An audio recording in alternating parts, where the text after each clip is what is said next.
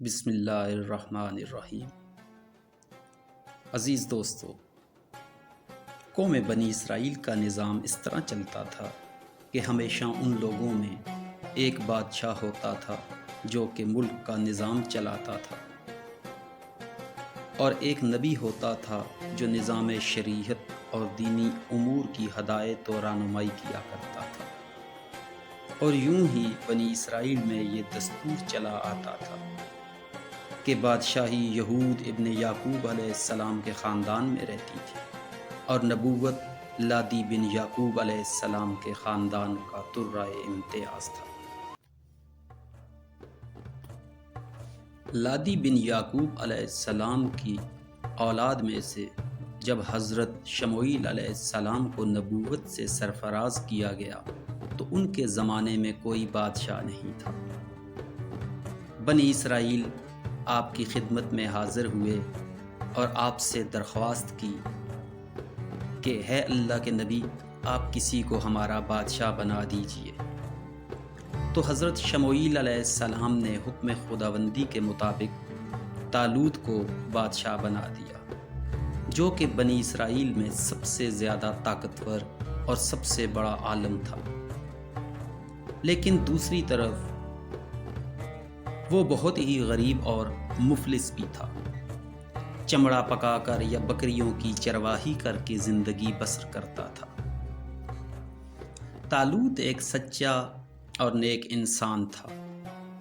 جب حضرت شموئیل علیہ السلام نے طالوت کو بادشاہ بنانے کا فیصلہ سنایا تو بنی اسرائیل کی قوم کو اس بات پر اعتراض ہوا کہ طالوت شاہی خاندان سے نہیں ہے، لہٰذا یہ کسی طور پر بھی ممکن نہیں ہو سکتا کہ طالوت کو ہمارا بادشاہ بنا دیا جائے۔ اس سے زیادہ تو بادشاہت کے حقدار ہم لوگ خود ہیں، کیونکہ ہم لوگ شاہی خاندان سے ہیں، اور پھر طالوت کے پاس کچھ زیادہ مال بھی نہیں ہے۔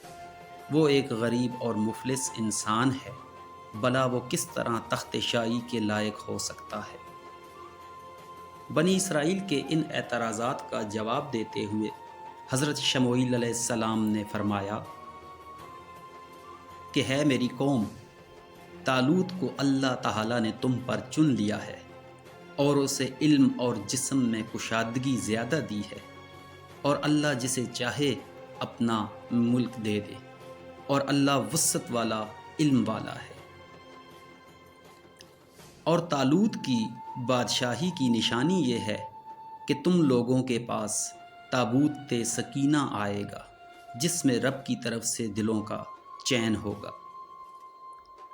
حضرت شموئیل علیہ السلام کا یہ جواب سن کر بنی اسرائیل کی قوم نے متفقہ فیصلہ کیا کہ اگر ان کے پاس تابوت سکینہ خود چل کر آ جاتا ہے تو وہ طالوت کی بادشاہی کو تسلیم کر لیں گے۔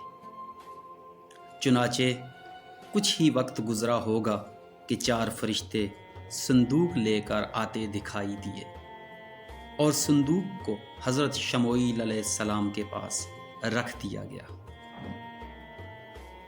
یہ وہی صندوق تھا جو کہ شمشاد کی لکڑی کا بنا ہوا تھا اور آدم علیہ السلام پر نازل ہوا تھا، اور پھر یکے بعد دیگرے یہی صندوق حضرت موسیٰ علیہ السلام تک پہنچا تھا، اور پھر حضرت موسیٰ علیہ السلام کی قوم کے عصیاں اور سرکشی کی وجہ سے ان کی بدعمالیوں کے نتیجے میں اللہ تعالیٰ نے ان پر غضب نازل کیا اور اس صندوق کو قوم عمالقہ اٹھا کر لے گئی تھی۔ بعد میں جب قوم عمالقہ نے اس صندوق کی بے حرمتی کی تھی تو اس کے نتیجے میں ان پر بھی اللہ تعالیٰ نے وباؤں کا عذاب نازل فرما دیا تھا۔ آخر تنگ آ کر قوم عمالقہ نے اس صندوق کو ایک بیل گاڑی پر لاد کر بنی اسرائیل کی بستیوں کی طرف ہانک دیا تھا۔ پھر اللہ تعالیٰ کے حکم سے اس صندوق کو 4 فرشتوں نے اٹھا لیا اور اپنے ساتھ لے گئے۔ یہ وہی صندوق ہے جس کو بعد میں وہی 4 فرشتے لے کر حضرت شموئیل علیہ السلام کے پاس حاضر ہوئے۔ یہ دیکھ کر تمام بنی اسرائیل نے طالوت کی بادشاہی کو تسلیم کر لیا اور اس طرح سے طالوت بادشاہ بن گئے اور انہوں نے اپنے ملک کا انتظام سنبھال لیا۔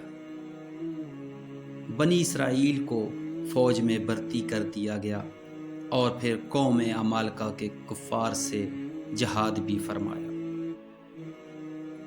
قوم عمالقہ کا ایک کافر بادشاہ جس کا نام جالوت تھا، بعد میں اس کو بھی قتل کر دیا گیا اور حضرت طالوت علیہ السلام کے قدموں میں لا کر ڈیر کر دیا گیا تھا۔